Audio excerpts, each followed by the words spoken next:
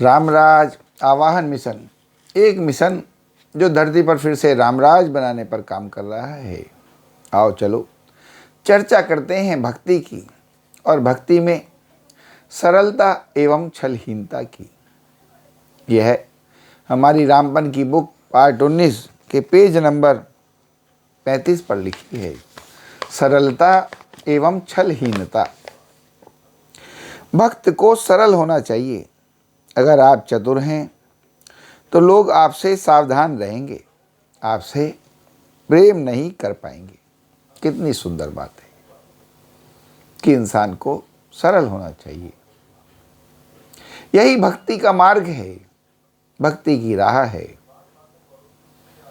क्योंकि अगर आप सरल हो तभी सभी को प्रिय लगने वाले हो, तभी लोग तुमसे प्रेम कर पाते हैं। और अगर तुम चतुर हो, चालाक हो, तो तुमसे लोग सावधान रहते हैं। तुम्हारे से जो लोगों का नाता है सावधानी का नाता होता है, प्रेम का नहीं। क्योंकि प्रेम तो सीधे साधे सच्चे भोले भाले लोगों से ही हो पाता है। यह है सरलता, जो भक्ति में होनी ही चाहिए, ताकि लोग तुमसे प्रेम करें। दूसरा, चतुराई जीवन में कितनी होनी चाहिए? बस इतनी कि दूसरे की चतुरता समझ में आ जाए। बस जीवन में इतनी चतुराई ही काफ़ी है। कुटिलता, टेढ़ापन, चतुराई, बहुत चालाकी का जीवन असल में बहुत दुखदाई होता है। कितनी सुंदर बात है कि चतुराई इंसान में होनी भी चाहिए, मगर कितनी? बस इतनी कि तुम्हें दूसरे की चतुराई समझ में आ सके, इससे ज्यादा नहीं। क्योंकि चतुर लोगों से स्वयं को बचाना तो होता है, स्वयं को संभाल के रखना तो होता है।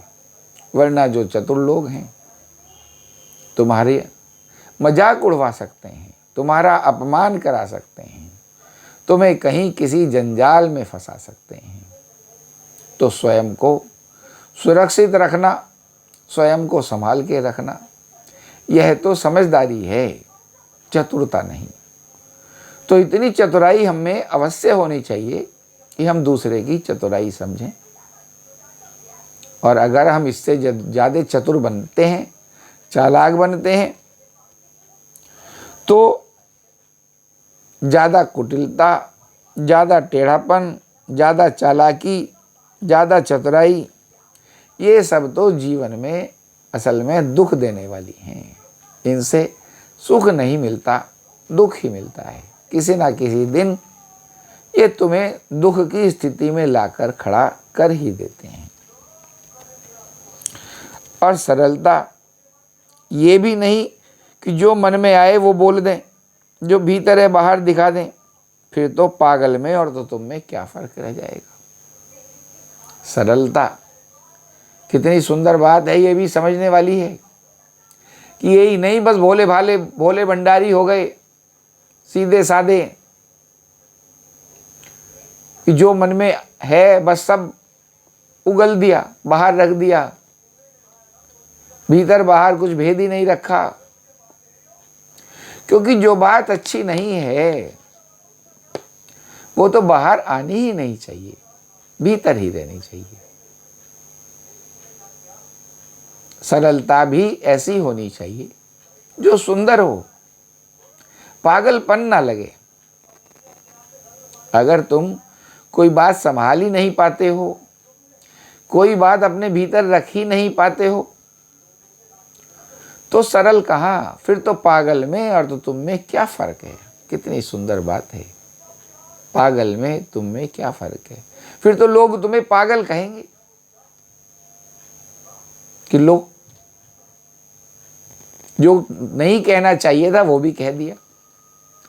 तो इस बात को भी समझना अत्यंत आवश्यक है कि सरलता तो रखें, मगर सरलता भी ऐसी रखें जो आप समझदार कहलाएं, ना कि पागल कहलाएं, जो कि सुंदर हो ना कि बदसूरत हो।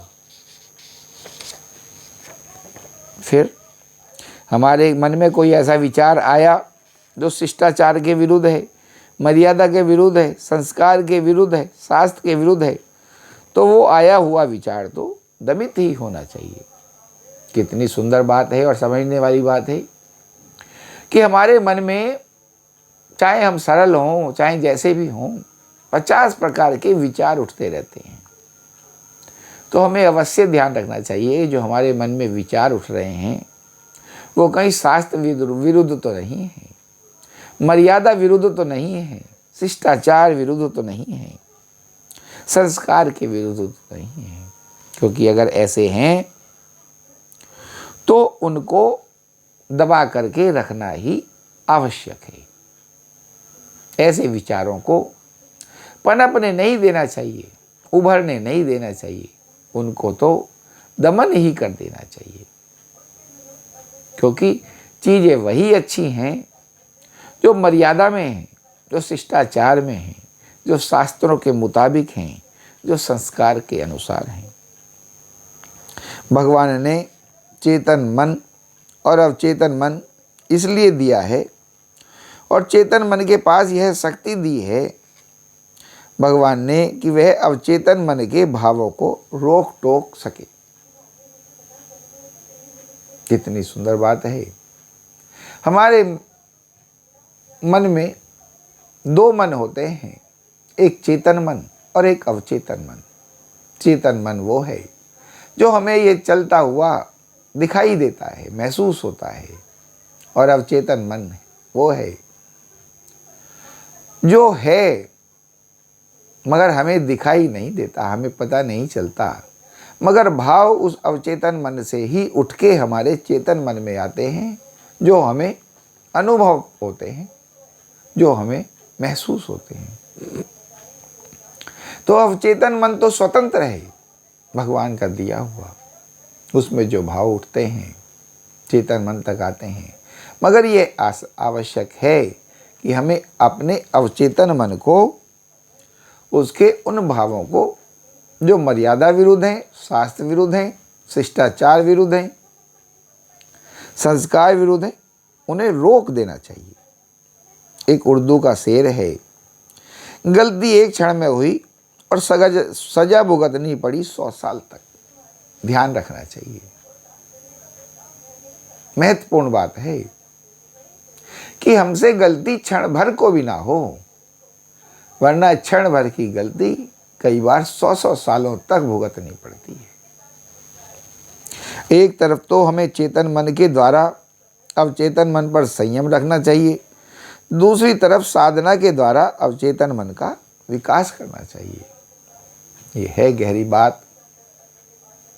इन गहराइयों से ही आप सच्चिदानंद की स्थिति को प्राप्त हो पाते हैं, एक सज्जन पुरुष हो पाते हैं, एक सराहनीय पुरुष हो पाते हैं कि आप अवचेतन मन के भावों को रोक करके अपने चेतन मन को संभाल के रखें और साथ में अवचेतन मन का सद शिक्षाओं के द्वारा, सत्संगों के द्वारा, सद्भावनाओं के द्वारा उसका विकास करते रहें कि अवचेतन मन में ऐसे भाव ही ना उठें जो संस्कार विरुद्ध हैं, जो शास्त्र विरुद्ध हैं, जो मर्यादा विरुद्ध हैं, जो शिष्टाचार विरुद्ध है।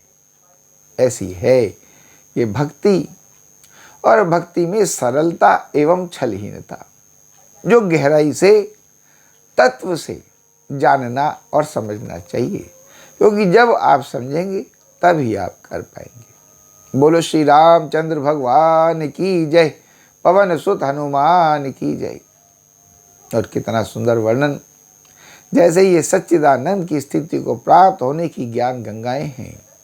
तो हम चाहते हैं हमारी इस वीडियो को ज़्यादा से ज़्यादा लाइक, शेयर, कमेंट एवं फॉलो करें और हमारे चैनल रामराज आवाज़ मिशंस को सब्सक्राइब करें, ताकि ये जो शिक्षाएं हैं जन जन के मन तक पहुँचें और लोगों के मन सच्चिदानंद में स्थापित हो सकें।